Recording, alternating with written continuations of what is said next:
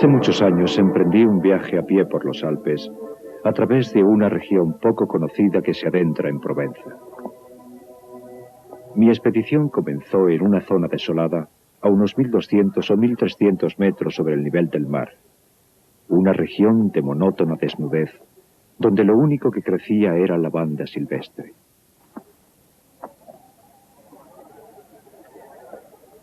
Atravesé esta región por la parte más ancha, y al cabo de 3 días de camino me encontré en un desierto, una tierra baldía y estéril. Acampé junto a las ruinas de un pueblo abandonado. Se había terminado la reserva de agua y necesitaba urgentemente encontrar más. Aquel racimo de casas, a pesar de encontrarse en ruinas, me hizo suponer que en algún momento debió haber allí una fuente o un pozo.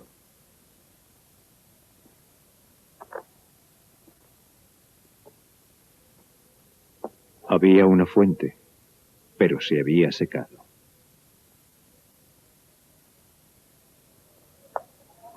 Aquella media docena de casas sin techo, erosionadas por el viento y la lluvia, y la pequeña iglesia con su campanario semiderruido, se agrupaban como las casas y las iglesias de los pueblos habitados.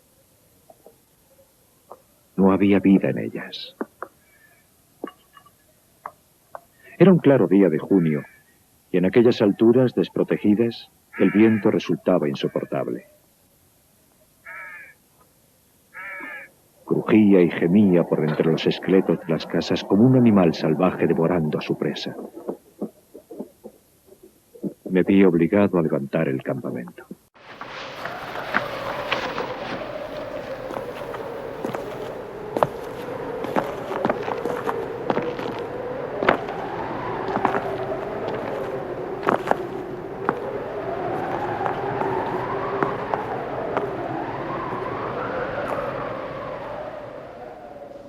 Después de otras 5 horas de caminata, seguía sin encontrar agua. Y no había razón para suponer que tendría suerte. Por todas partes reinaba idéntica sequía. No se veía más que maleza amarilla.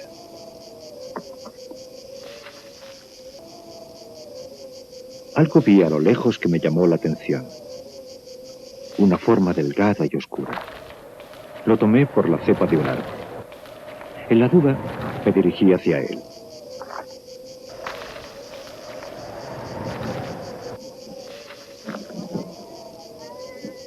Era un pastor. Le rodeaban unas 30 ovejas tumbadas sobre la tierra caliente.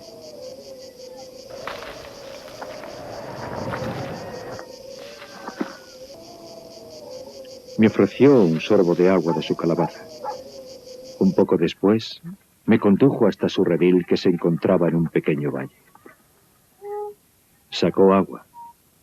Un agua estupenda de un pozo natural muy profundo, al que había provisto de una polea rudimentaria.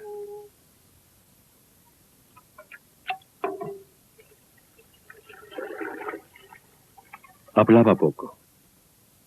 Eso es característico de las personas que viven solas. Pero sentía que estaba seguro de sí mismo, y esa seguridad impedía toda desconfianza. Aunque resultaba extraño en una tierra tan poco hospitalaria, no vivía en una choza de pastor, sino en una casa de piedra que seguramente él habría reparado con sus manos al llegar aquí. El tejado era sólido y fuerte. El viento sobre las tejas hacía un ruido como el del mar en la playa. El interior estaba limpio y ordenado. No había platos sucios. El suelo estaba barrido, la escopeta engrasada, y sobre el fuego bullía un caldero de sopa. Observé que el hombre estaba recién afeitado, que a su ropa no le faltaba un solo botón, y que los remiendos estaban hechos tan cuidadosamente que resultaban casi invisibles. Compartió su sopa conmigo.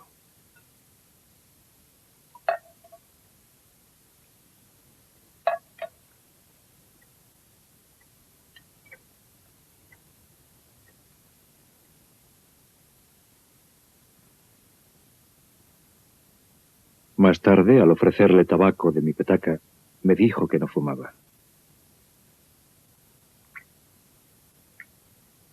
El perro, tan callado como su dueño, era cariñoso, sin ser servil.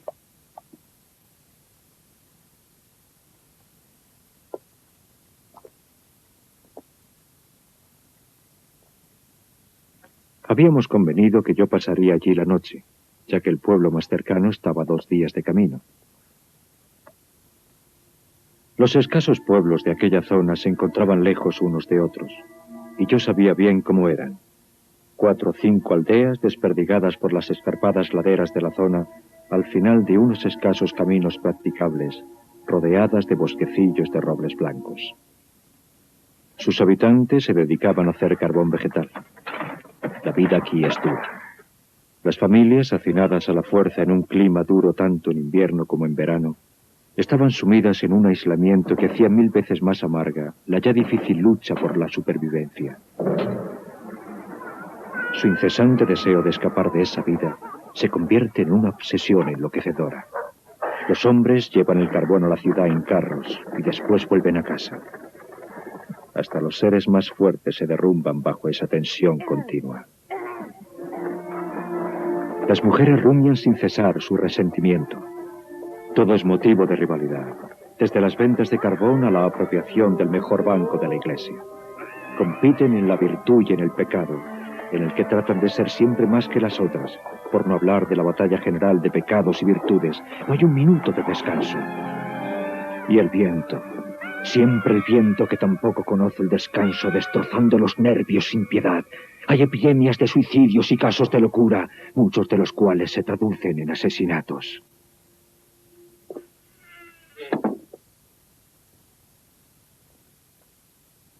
El pastor, que no fumaba, cogió una bolsita y echó un montón de bellotas en la mesa. Las examinaba cuidadosamente una por una, separando las buenas de las malas. Yo fumaba mi pipa. Le pregunté si quería que le ayudara. Él contestó que era su trabajo, y yo, al verlo meticulosamente que lo hacía, no insistí. Aquella fue la única vez que hablamos en toda la noche. Una vez que hubo separado suficientes bellotas, empezó a hacer grupos de 10 con las buenas, seleccionándolas de nuevo. Separaba las que eran demasiado pequeñas o las que tenían alguna grieta. Ahora su inspección era muy escrupulosa. Cuando hubo reunido 100 bellotas perfectas, detuvo su tarea y se fue a la cama. La presencia de aquel hombre le llenaba a uno de paz. A la mañana siguiente le pedí que me permitiera quedarme un día más a descansar. Mi petición le pareció muy natural, o mejor dicho, la impresión que me dio fue que nada podía alterarle. No es que yo necesitara desesperadamente descansar, pero aquel hombre me intrigaba y quería saber más cosas de él. Sacó su rebaño del redil y lo condujo a los pastos. Antes de marcharse, metió las bellotas que había elegido tan cuidadosamente la noche anterior en un cubo de agua y las dejó en remojo. Observé que su cayado era una barra de hierro del grosor de un pulgar y tan alto que me llegaba al hombro.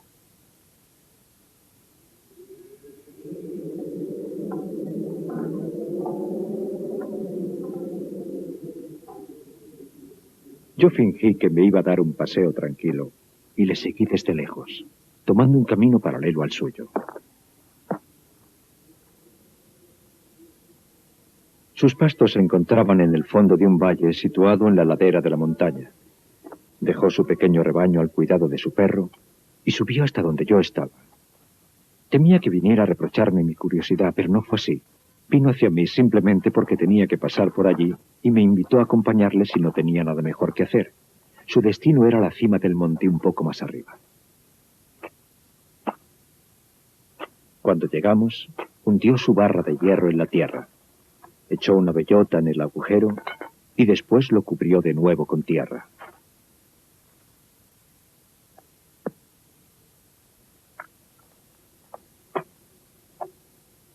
Estaba plantando robles. Le pregunté si la tierra era suya. Me contestó que no. Le pregunté si sabía de quién era. No, lo ignoraba. Suponía que eran terrenos comunitarios que pertenecían al municipio o tal vez a personas que no los utilizaban, pero no le interesaba quién fuera el dueño. Siguió plantando cuidadosamente sus 100 bellotas.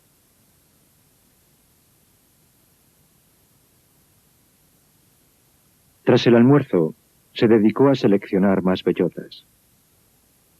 Debí ser muy insistente en mis preguntas, porque me contestó.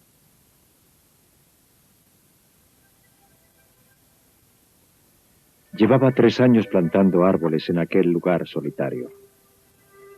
Había plantado ya 100.000. De estos habían nacido 20.000. Calculaba que perdería la mitad debido a los roedores o a otros designios inescrutables de la providencia. Eso dejaba 10.000 robles que crecieran en un lugar donde antes no había nada. Al oír aquello, me puse a calcular la edad del pastor. Era evidente que pasaba de los 50. 55, me dijo.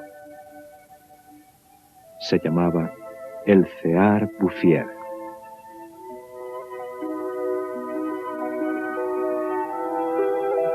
Antes había sido propietario de una granja en la meseta. Esa había sido su vida. Había perdido a su único hijo y después a su mujer. Se había retirado a esta vida solitaria en la que vivía tranquilo y en paz, con su rebaño y su perro. Había llegado a la conclusión de que la zona se estaba muriendo debido a la falta de árboles, y añadió que, no teniendo ocupaciones más urgentes, había resuelto remediarlo. Mi juventud me indujo a imaginar el futuro tal y como yo lo consideraba, en términos de cierta búsqueda de felicidad. Le dije que en 30 años sus 10.000 árboles serían un espectáculo magnífico. Él me contestó con gran sencillez que si Dios le concedía una larga vida, acabaría plantando tantos árboles que esos 10.000 serían como una gota de agua en el mar. Estaba estudiando el crecimiento de las hayas. Tenía un pequeño invernadero junto a su casa, donde cuidaba las plantitas nacidas de los hayucos que había plantado. Las había protegido de sus ovejas y crecían maravillosamente. También estaba pensando en plantar abedules en la parte más baja, donde dijo había vetas de agua cerca de la superficie. Al día siguiente nos separamos. Un año después estalló la guerra del 14 y pasé 5 años en el ejército. Un soldado de infantería tiene pocas oportunidades de acordarse de los árboles.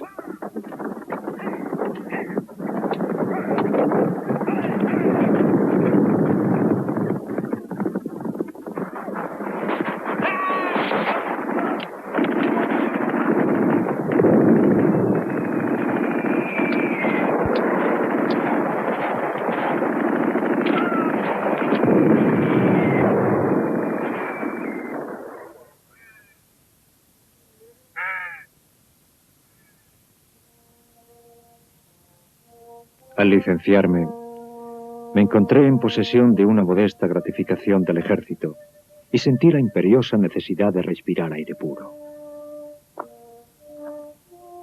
No tenía ningún otro propósito al emprender de nuevo el camino que conducía a aquellas tierras desoladas. Habían cambiado muy poco, a no ser porque más allá del pueblo muerto, vi a lo lejos una especie de niebla gris que alfombraba los montes.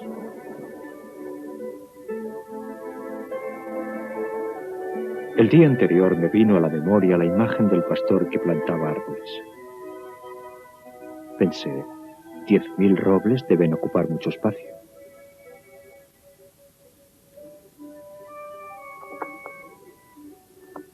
En aquellos últimos 5 años, había visto tantos muertos que me temía lo peor con respecto a Elzéar Bouffier. Especialmente porque a los 20 años, uno cree que un hombre de 50 es un viejo con un pie en la tumba.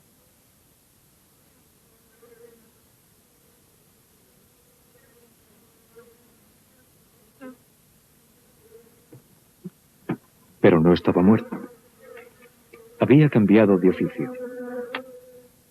solo conservaba 4 ovejas. Pero tenía algo más de 100 colmenas. Se había deshecho de su rebaño porque ponía en peligro sus plantaciones de árboles. No había prestado atención a la guerra.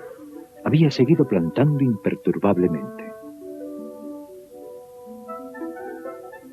Los robles que había plantado en 1910 tenían ya 10 años y eran más altos que nosotros. ¡Qué espectáculo tan impresionante!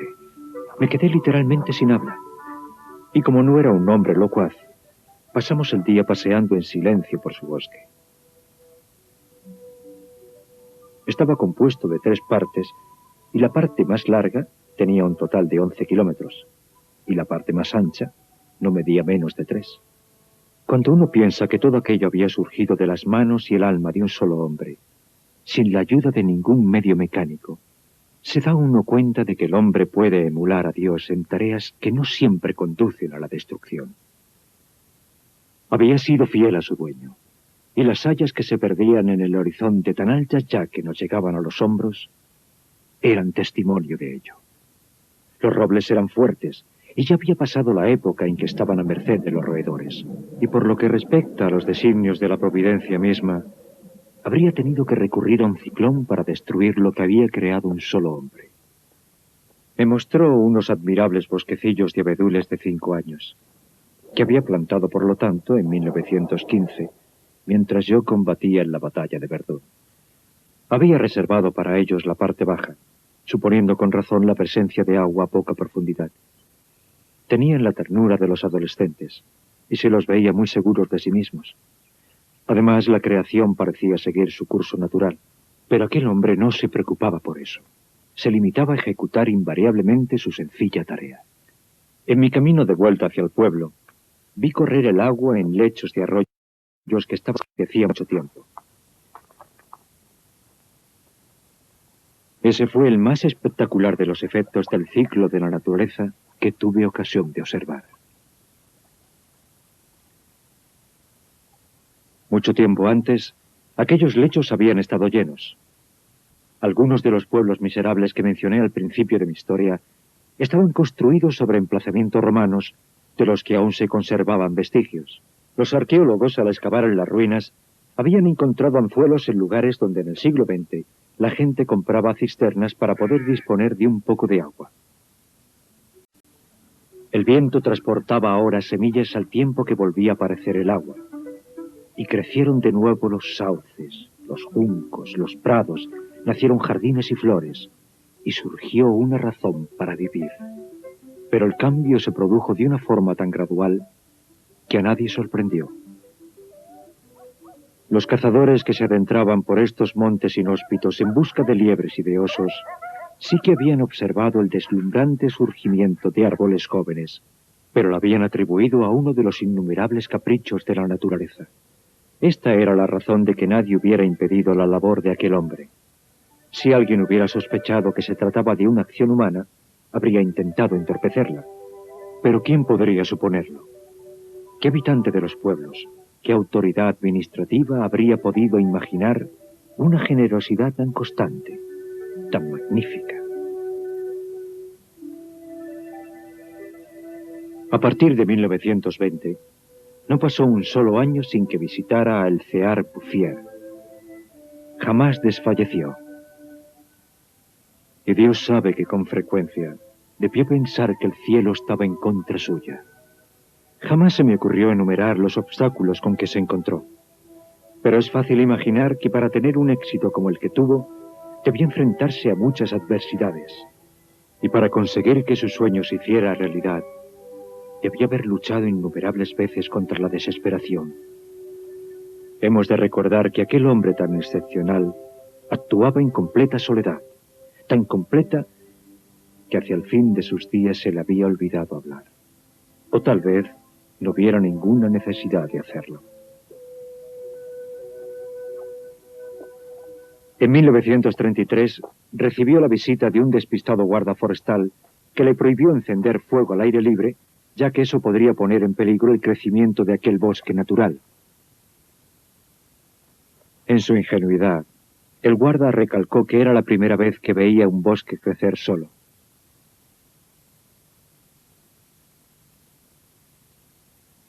En 1935, una nutrida delegación de funcionarios acudió a examinar el bosque natural. Había un dignatario del Departamento de Tierras y Bosques, un diputado y un grupo de expertos. Se pronunciaron muchos discursos. Se decidió que había que hacer algo, pero afortunadamente nada se hizo. A no ser lo único sensato que se podía hacer: situar el bosque bajo la protección del Estado y prohibir el acceso a los carboneros de la zona. Era imposible no sentirse hechizado por el esplendor de aquellos árboles jóvenes con su vigor y su fuerza. Y el bosque prendó de su hechizo al mismísimo diputado.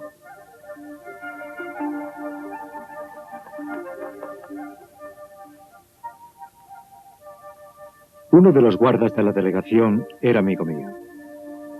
Le expliqué el misterio.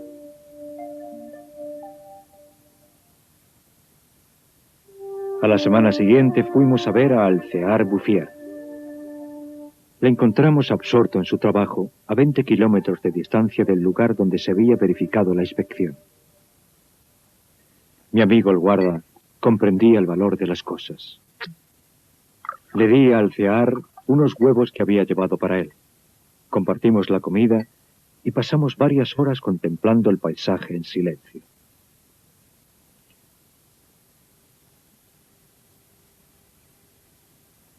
La pendiente por la que habíamos subido estaba cubierta por árboles de 6 o 7 metros de altura. Recordé el aspecto que presentaba aquella región en 1913, el de un desierto. El trabajo tranquilo y constante, el aire saludable de las montañas, su frugalidad y por encima de todo su paz mental habían dotado a aquel hombre de una salud que era casi un aura. Era uno de los atletas de Dios. Me preguntaba cuántas hectáreas más cubriría de árboles. Antes de marcharnos, mi amigo se limitó a hacer una sugerencia sobre el tipo de vegetación para la que aquellas tierras parecían más favorables. No insistió más. Por la sencilla razón, me explicó después, de que de eso él sabe mucho más que yo. Debió seguir dándole muchas vueltas más porque, tras una hora de camino, añadió: sabe más que nadie. Ha encontrado una forma magnífica de ser feliz. Gracias a este guarda, se protegió no solo el bosque, sino también la felicidad de su creador. El bosque se encontró en peligro solo una vez, durante la guerra de 1939. Los coches de la época funcionaban con generadores de leña y nunca había bastante madera. Empezaron a cortar robles en 1910, pero el bosque estaba tan lejos de cualquier camino practicable que la tala resultaba antieconómica y se abandonó.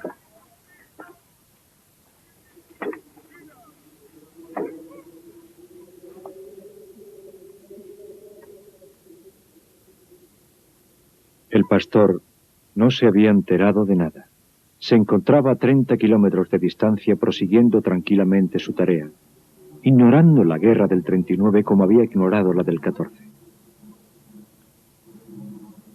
La última vez que vi a Alcear Bouffier fue en junio de 1945. Para entonces tenía 87 años. Yo había emprendido el viejo camino hacia el desierto, pero ahora, pese al penoso estado en que se hallaba la región tras la guerra, había un autobús que hacía la ruta entre el valle del río Turans y la montaña. Atribuí a la velocidad de este medio de transporte el hecho de no reconocer el escenario de mis excursiones a pie. Hasta que no vi una señal con el nombre de uno de los pueblos, no me convencí de que estaba en la misma región que yo había conocido en semejante estado de deterioro y desolación. Me bajé del autobús en Vergons. En 1913, este pueblo de 12 casas contaba con 3 habitantes. Huraños con los forasteros vivían odiándose unos a otros y sobrevivían a base de cazar con trampas. Su situación era desesperada. Pero todo había cambiado, hasta el mismo aire. En lugar de los bruscos golpes de viento que me habían recibido en ocasiones anteriores, soplaba una dulce brisa cargada de perfumes. De las montañas venía un murmullo como los arroyos. Era el viento del bosque. Y pude oír algo aún más asombroso, el sonido del agua. Habían construido una fuente que manaba libremente, y algo realmente conmovedor. Junto a ella habían plantado un tilo, símbolo incontestable de la resurrección.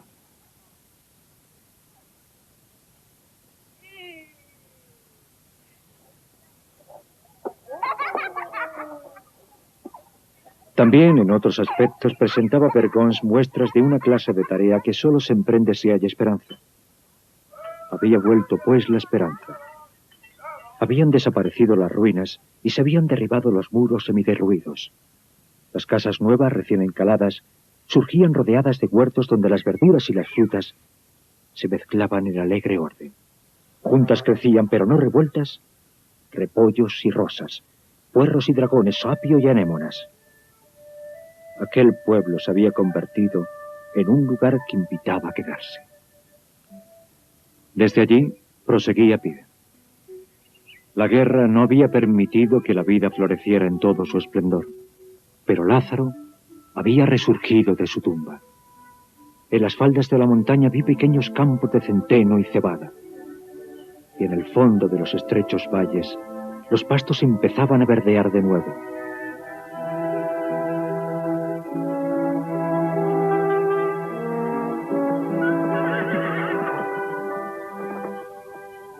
Solo habían hecho falta 8 años para que la comarca rebosara de salud y bienestar.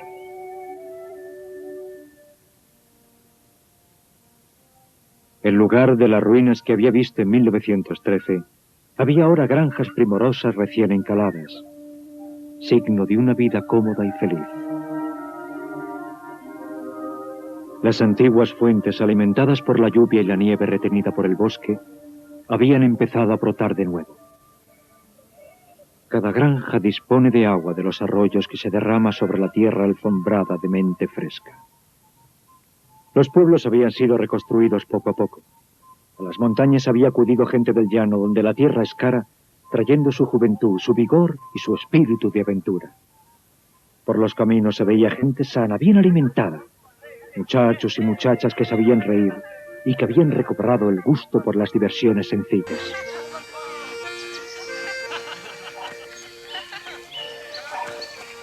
Si contamos los antiguos habitantes, irreconocibles en esa paz nueva, y los recién llegados, son más de 10.000 personas las que deben su felicidad a El Cear Bouffier.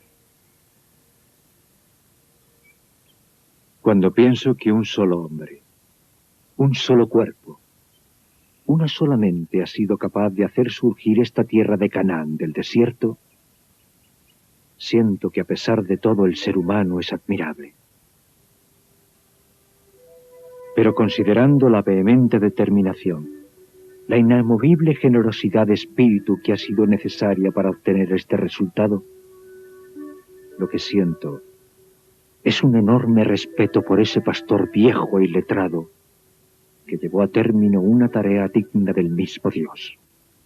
El Cear Bouffier murió serenamente en 1947 en Banon.